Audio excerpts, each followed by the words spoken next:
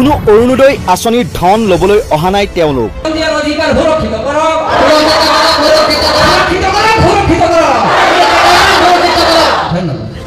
কোনো লাখপতি আঁচনিৰ form fill up কৰিবলৈ অহা নাই বা কোনো জনপ্ৰিয় কণ্ঠশিল্পীৰ গীত শুনিবলৈ অহা নাই। এয়া কোনো ৰাজনৈতিক দলৰ প্ৰচাৰ সভাও নহয়। এয়া ভূমিৰ অধিকাৰ বিচাৰি পলাশবাৰী সমষ্টিত খিলঞ্জীয়া ভূমিপুত্ৰ ৰাইজ ওলাই আহিছে উৎকট গৰমৰ মাজতো। RSS মনুস্মৃতি মতে চলে। মনুস্মৃতি লিখা আছে এই শূদ্ৰসকলে বুলি কৈছে। আমি আমাৰ ট্ৰাইবেলসকলকো শূদ্ৰ বুলি কৈছে। আমি শূদ্ৰ নহয়, কিন্তু আমি শিডিউল ট্ৰাইব মানুহ। আমি কাষ্টৰ ভিতৰত আমি নপৰোঁ, সেইকাৰণে আমি শূদ্ৰ নহয়, কিন্তু তেওঁলোকে আমাক শূদ্ৰ বুলি কৈছে। সেইকাৰণে শূদ্ৰসকলে তেওঁলোকে কৈছে, মনুস্মৃতিত কৈছে 8 অধ্যায় 414 পদতে লিখা আছে যে এই শূদ্ৰসকলে সম্পত্তি ৰাখিব নোৱাৰে বুলি কৈছে। তেওঁলোকৰ সম্পত্তি থাকিব নোৱাৰে বুলি কৈছে। মনুস্মৃতি বনাইছিলে যিবিলাক ইৰাণৰ পৰা অহা এৰিয়ানসকলে তেওঁলোকক সদায় নিজকে ওপৰত ৰাখিবলৈ, লোকক দমন কৰিবলৈ কাৰণে সেইটো আইনটো বনাইছিলে। এইবিলাক আমিতো সকলোৱে মংগোলিয়ান মানুহ, মংগল মানুহ। আমি এই মংগল মানুহসকলকতো আমাক দমন কৰিবলৈ, তলত ৰাখিবলৈ, মানুহ নহয় বুলি তেওঁলোকে প্ৰকাশ কৰিবলৈ বিচাৰিছে। সেইকাৰণে আমাৰ মাটি তেওঁলোকে কোনো ৰকমতে কোনো পৰ্যায় তেওঁলোকে মাটিটো লৈ পেলাই কাঢ়ি লৈ গৈ পেলাই আমাক আকৌ এতিয়া দুখীয়াতকৈ আকৌ বেছিকৈ দুখীয়া কৰি আমাক নাইকিয়া কৰিবলৈ বিচাৰিছে। এই আমাৰ চিফ মিনিষ্টাৰ নিজেও বহুত মাটি আছে, তাৰো কাৰ্বি আংলঙতো 2000 বিঘা মাটি ল'বলৈ চেষ্টা কৰিছিলে, এতিয়াও তেওঁ অকুপাই কৰি আছে।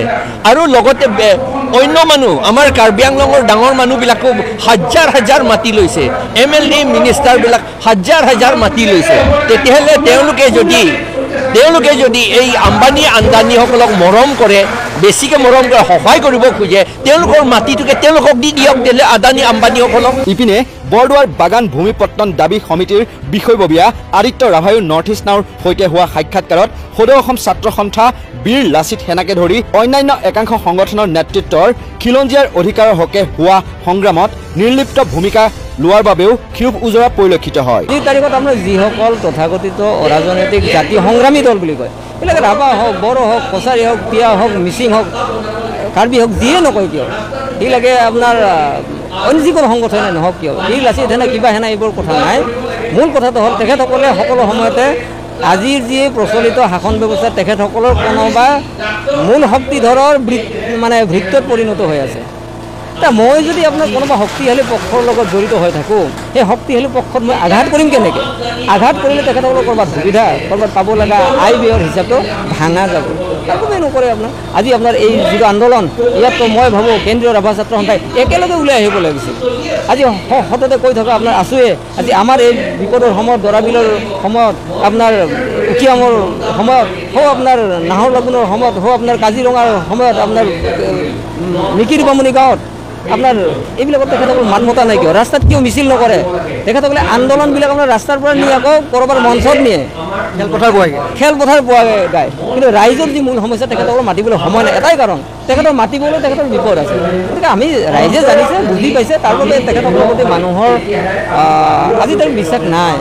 মোতকৈ আপুনি বেছিকৈ জানিব যে তেখেতসকলে নিজৰ যিটো ট্ৰেক যাক কোৱা যায়, আপোনাৰ যে ছ'চিয়েল ট্ৰেক বা হিউমেন ট্ৰেক বুলি কয়, এইটোৰ পৰা স্প্লাইড হৈ গৈছে তেখেতসকলৰ পৰা দুৰ্ভগীয়া বুলি ক'বলৈহে মই মন যায় এনেকৈ। ইপিনে গুৱাহাটী উচ্চ ন্যায়ালয়ৰ অধিবক্তা কিশোৰ কলিতায়ো ভাগ লয় উক্ত নাগৰিক সভাত।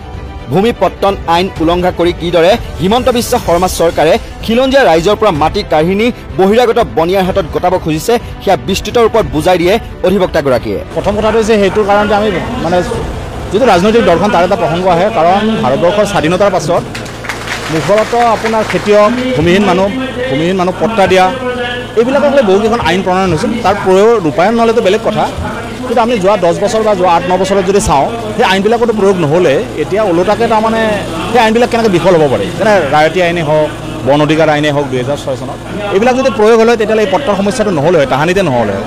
এতিয়া যিহেতু সেই আইনবিলাক ৰূপায়ণ নহ'ল, ফলপ্ৰসূ নহ'ল, বা কাৰ্যকৰী নকৰিল, চৰকাৰে নিজৰ ইচ্ছাৰে নকৰিল। যোৱা ইমান বছৰ কেৱল বিজেপি চৰকাৰ বুলি কোৱা নাই, কংগ্ৰেছৰ সময়তো কৰিছে এইটো। তাৰ ফলত আজি তাৰমানে অসমীয়া মানুহৰ হাতত, বিশেষ অসমৰ থলুৱা খিলঞ্জীয়া মানুহৰ হাতত মাটিৰ পট্টা নাই।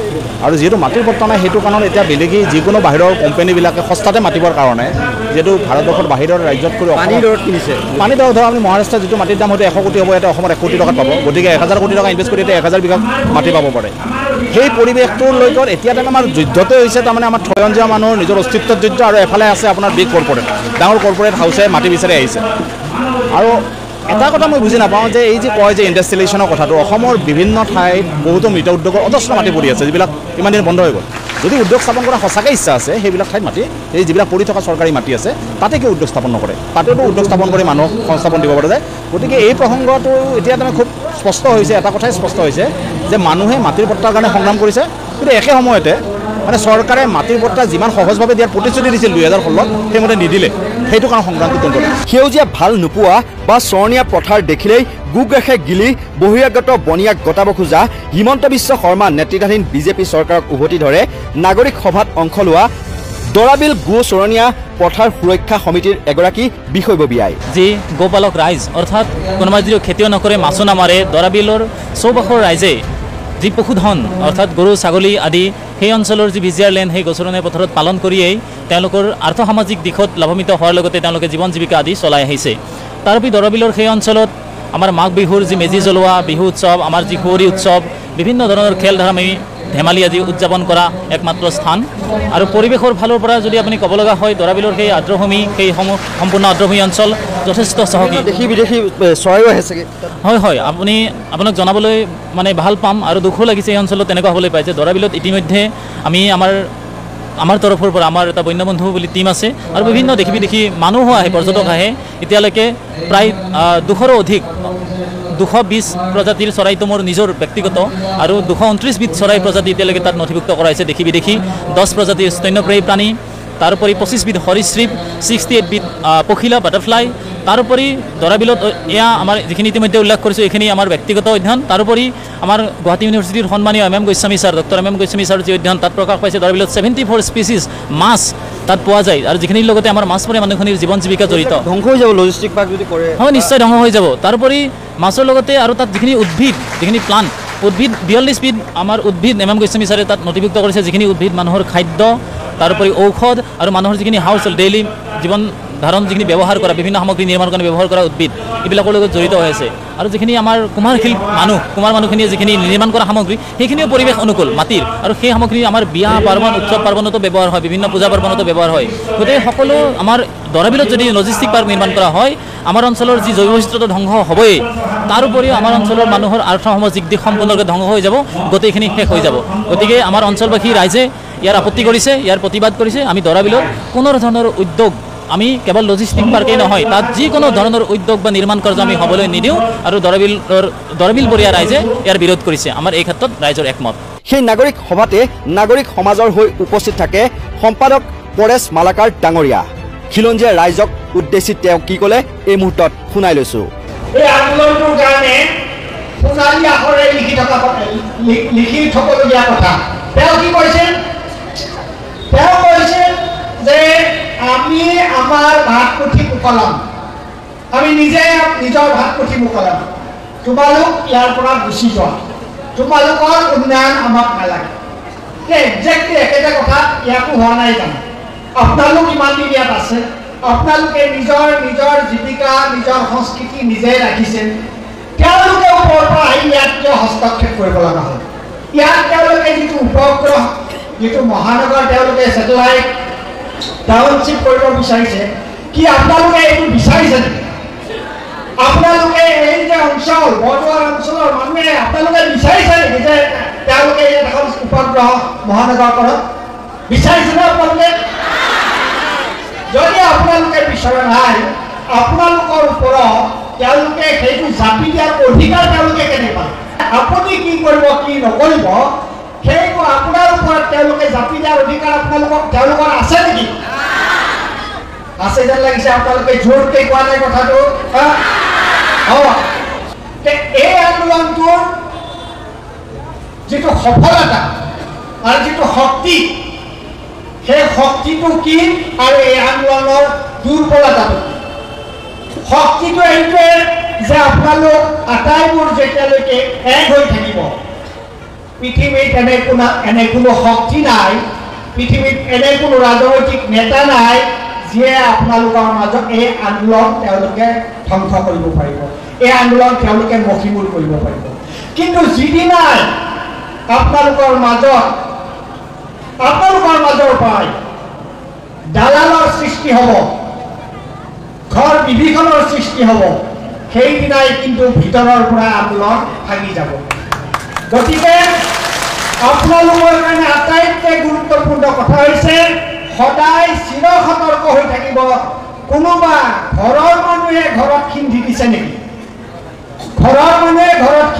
নেকি আপোনালোকৰ মাজত থাকে আপোনালোকৰ স্বাৰ্থৰ বিপৰীতে গৈছে নেকি সেইটো অত্যন্ত গুৰুত্বপূৰ্ণ মুঠৰ ওপৰত খিলঞ্জীয়া ৰাইজ এইবাৰ ভালদৰে জাগিছে খিলঞ্জীয়া ৰাইজৰ ভূমি অধিকাৰ দিয়াৰ পৰিৱৰ্তে বা পট্টা দিয়াৰ পৰিৱৰ্তে এইসকল খিলঞ্জীয়াৰ পৰা মাটি কাঢ়ি আনিব খোজা হিমন্ত বিশ্ব শৰ্মাৰ চৰকাৰক ভালদৰে এশিকনিত দিবলৈ সাজু হৈছে খিলঞ্জীয়া ৰাইজ এগৰাকী জনজাতীয় কণ্ঠ বুলি ক'ব লাগিব আচলতে যিটো কণ্ঠ আমি সিদিনাখন অলপ যিদিনাখন 29 মে'ৰ দিনাখন আমি আহিছিলোঁ এই বৰদোৱাৰ অঞ্চলত তেতিয়া আমি তেওঁৰ কণ্ঠৰে আচলতে একোবা যাদু বুলি ক'ব লাগিব কেনেকৈ বৰষুণৰ মাজত ছাতি নোলোৱাকৈ একাংশ ৰাইজক তেওঁ ধৰি ৰাখিছিল সেই কথা আমি লক্ষ্য কৰিছিলোঁ আৰু আমি তেতিয়াৰ পৰা ভাবি আছিলোঁ যে এইগৰাকী জনজাতীয় নেতা আদিত্য ৰাভাৰ সৈতে আমি এটা সাক্ষাৎকাৰ আমি ল'ম বুলি তেতিয়াৰ পৰাই আমি ভাবি থৈছিলোঁ আৰু তেওঁ কোনো আচলতে ভয় নকৰে শংকা নকৰে কোনোবাই বেয়া পাব সেইবুলি তেওঁ মনৰ পৰা এটা ৰাখি মুখেৰে এটা ক'ব সেইটো নহয় তেওঁ যি ৰজাগৰীয়াৰ যি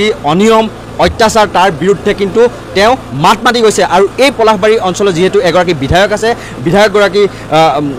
বিধায়কগৰাকীৰ বিৰুদ্ধেও কিন্তু তেওঁ অৱস্থান লৈছে কিয়নো সেই বিধায়কগৰাকীয়ে যি খিলঞ্জীয়া বিৰোধী এটা স্থিতি গ্ৰহণ কৰা পৰিলক্ষিত হৈছে তেওঁ মাটিৰ পট্টা দিম বুলি ফেব্ৰুৱাৰী মাহত ঘোষণা কৰি আকৌ পিছ মুহূৰ্ততে মুখ্যমন্ত্ৰী ডক্টৰ হিমন্ত বিশ্ব শৰ্মাই যেতিয়া বৰদোৱাৰ টাউনশ্বিপৰ কথা ক'লে সেই টাউনশ্বিপৰ কথা কওঁতে কিন্তু হয়ভৰ দিয়াহে আমি দেখিবলৈ পালোঁ গতিকে এতিয়া আমি দেখিবলৈ পাইছোঁ এইগৰাকী আদিত্য ৰাভা তেওঁ অতি কিছু সময় পূৰ্বেও অতি সুন্দৰভাৱে ভাষণ দিলে আমি প্ৰথমতে মই আপোনাৰ ওচৰলৈ আহিব বিচাৰিছোঁ আমি পিছফালে যিসকল ৰাইজ দেখুৱাইছোঁ অকণ দেখুৱাই দিবা ৰাইজখিনি এয়া কিন্তু কোনো জুবিন গাৰ্গৰ অনুষ্ঠান নহয় এয়া কোনো লাখপতি আঁচনিৰ ইয়াত ফৰ্ম ফিল আপ হৈ থকা নাই বা অৰুণোদয় আঁচনিৰ ধনো কিন্তু ইয়াত দিয়া নাই ৰাইজ স্বতঃস্ফূৰ্তভাৱে নিজৰ ভূমিৰ অধিকাৰ বিচাৰিহে আহিছে এই ক্ষেত্ৰত আপুনি কি ক'ব প্ৰথম কথা মোক আচলতে আপুনি অযাচিতভাৱে বেছিকৈ প্ৰশংসা কৰিছে এইটো নহয় নিজৰ দেখিছোঁ মানে নহয় মই ইয়াৰ বাবে নাভাবোঁ নিজৰ অধিকাৰৰ বাবে সকলো মানুহ সচেতন হোৱাটো দৰকাৰ প্ৰথম কথা এইটো মানৱীয় কথা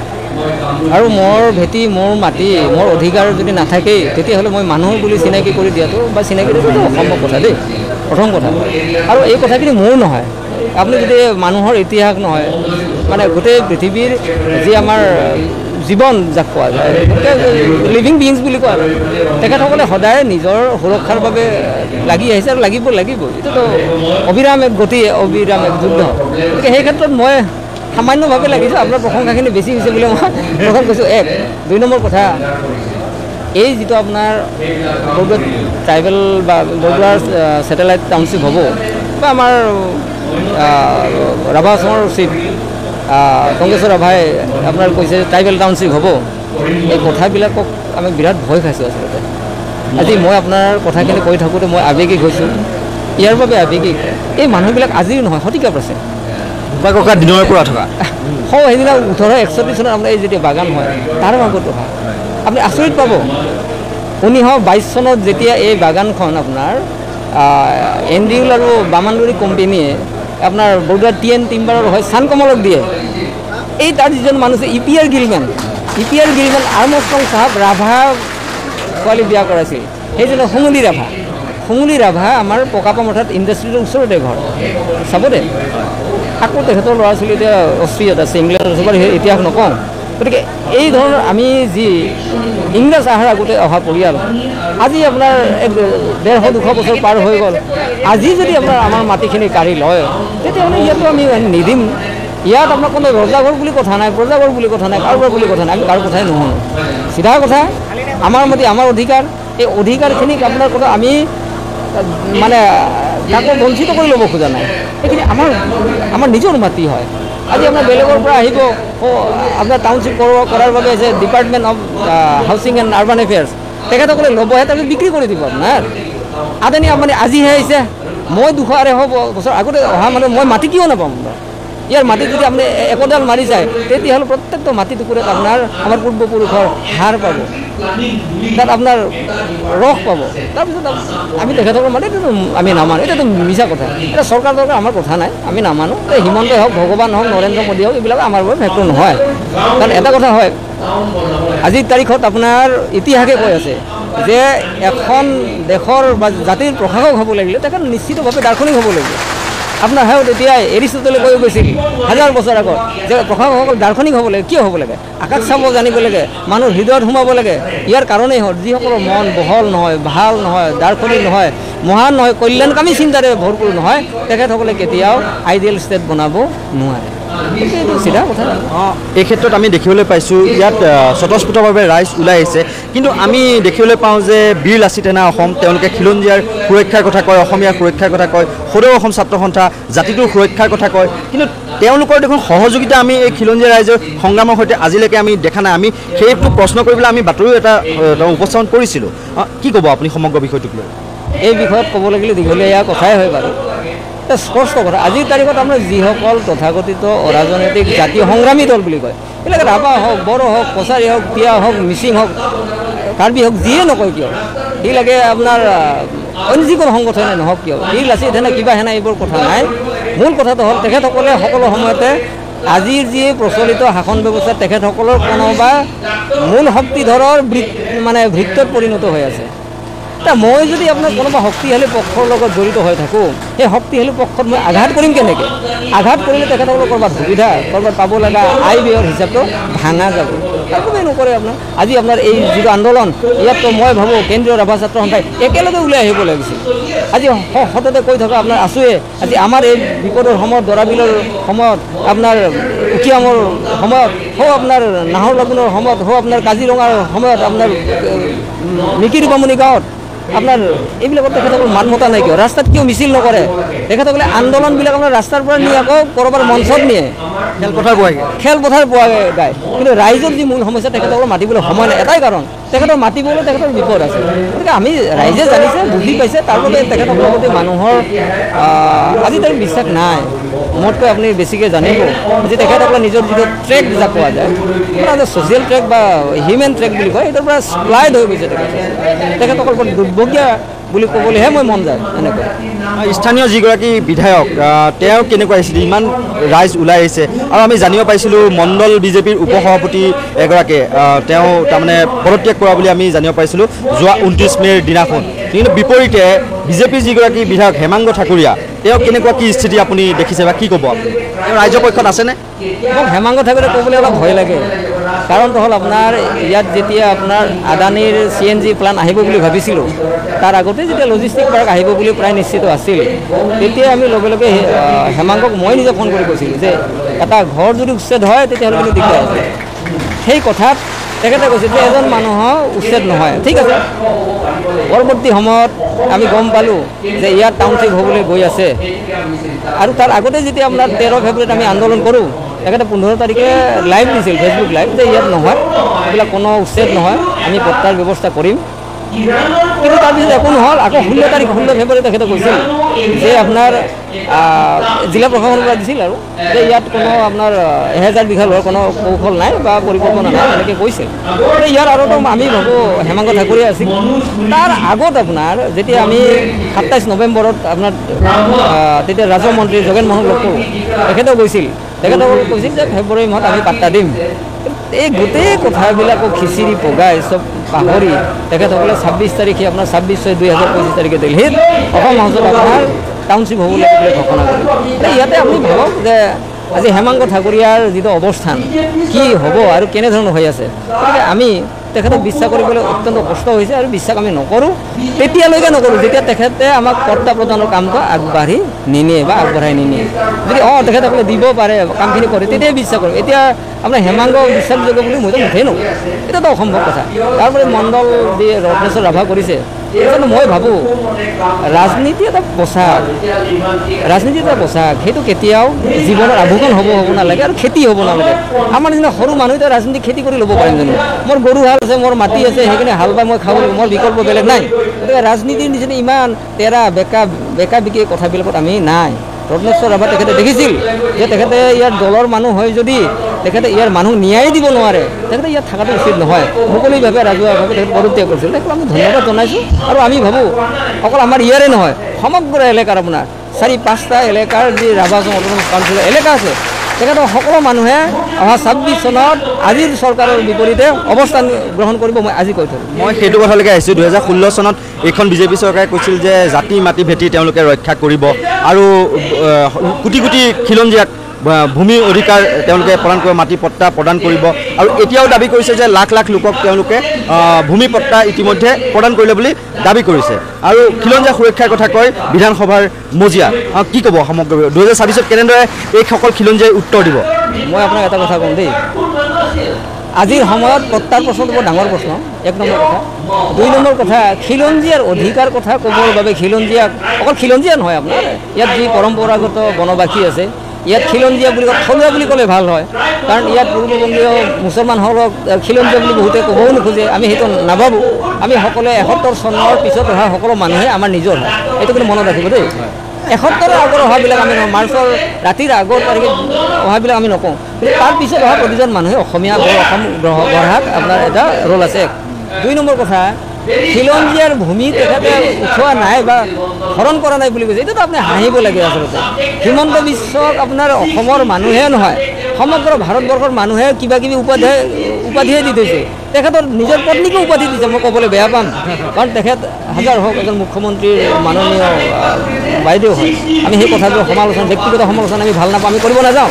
কিন্তু বিষয়টো হ'ল আজি আপোনাৰ 60 গেৰাণ্টি এতিয়ালৈকে সেই 52 চনত আপোনাৰ কাৰ্বি আংলং হৈছে, ডিমা হাছাও হৈছে, তাৰ পৰা হাজাৰ বিঘা 50,000 বিঘা আপোনাৰ কাৰ্বি আংলং লৈছে, 9,000 বিঘা আপোনাৰ সেইদিনা আপোনাৰ ডিমা হাছাওৰ উমৰাংচল ল'বলৈ গৈছে। আপোনাৰ BTR 2003 চনত যেতিয়া আপোনাৰ BTR হয়, এমেণ্ডমেণ্ট হয়, 60 এমেণ্ডমেণ্ট হয়, আপোনাৰ প্লেনত যেতিয়া দিয়ে, তাতেতো আপোনাৰ পৰ্বত ঝাৰত 3,600 ভূমি ল'ব গৈছে, তাৰ পৰা এটা পানীজুলি ল'ব গৈছে, তাৰ পৰা আপোনাৰ বাছবাৰীৰ ফালে ল'ব গৈছে। তাৰপিছতো তেখেতে ক'ব নেকি যে মানে খিলঞ্জীয়াৰ বাবে তেখেত কাম কৰিছে? আজি ইয়াত আপোনাৰ 5,000 বিঘা মাটি ল'ব গৈছে, তাতে আপোনাৰ আমাৰ যি গাৰোসকল বসবাস কৰে আপোনাৰ উকিয়ামত, তাত আপোনাৰ নদী বান্ধ কৰিব গৈছে। আমি কেনেকৈ জানো তেখেত খিলঞ্জীয়া? এইবিলাক মিছা কথা, ভুৱা কথা। তৃতীয় কথাটো হ'ল পাট্টাৰ কথাটো আপোনাৰ অসমত আচলতে আমাৰ গোটেই ভূমি আইনবিলাকৰ কিছুমান কণ্ট্ৰাডিক্টৰী আছে দেই। তথাপিও এখন কল্যাণকামী চৰকাৰে ইচ্ছা কৰিলে এই পট্টা ব্যৱস্থাটো সৰলীকৰণ কৰিব পাৰে। আজি চেলিং উদ্বৃত্ত আইন সেই আধাৰত আপোনাৰ সংশোধিত হোৱাৰ পিছত আপোনাৰ আজিকালি 50 বিঘা মাটি আমাক দিব পাৰে। 71 চনত যি আছাম কিনানে সেইমতে আমাক যিসকল অভিবাসী হৈছে তেখেতৰ মাটি দিব পাৰে, কিয় দিব নোৱাৰে? সময়ে সময়ে সলনি কৰা অসম চৰকাৰ যিসকল অফিচ মেমৰেণ্ডাম তথা ভূমি আইন কৰিছে, কিন্তু কৰিব পাৰে। বেল এণ্ড ব্লকবিলাকৰ ক্ষেত্ৰত সুৰক্ষিত কৰিব পাৰে। মই আপোনাক কওঁ, আজিৰ তাৰিখত অসমৰ 5 লাখতকৈ বেছি বিঘা ভূমি আপোনাৰ বেল এণ্ড ব্লকৰ পৰা ভাঙি দিছে। এইবিলাকৰ ক্ষেত্ৰত তেখেতৰ কোনো কাণ হাৰ নাই। তাৰপিছত যদি কয় খিলঞ্জীয়াৰ মাটি, হাঁহি লগা কথা। মই লাজ পাম, এই কথাখিনি মুখ্যমন্ত্ৰীয়ে ক'ব নালাগে। তাৰোপৰি আৰু এটা কথা কওঁ, বেল এণ্ড ব্লক কেতিয়া দিছিলে আপোনাৰ?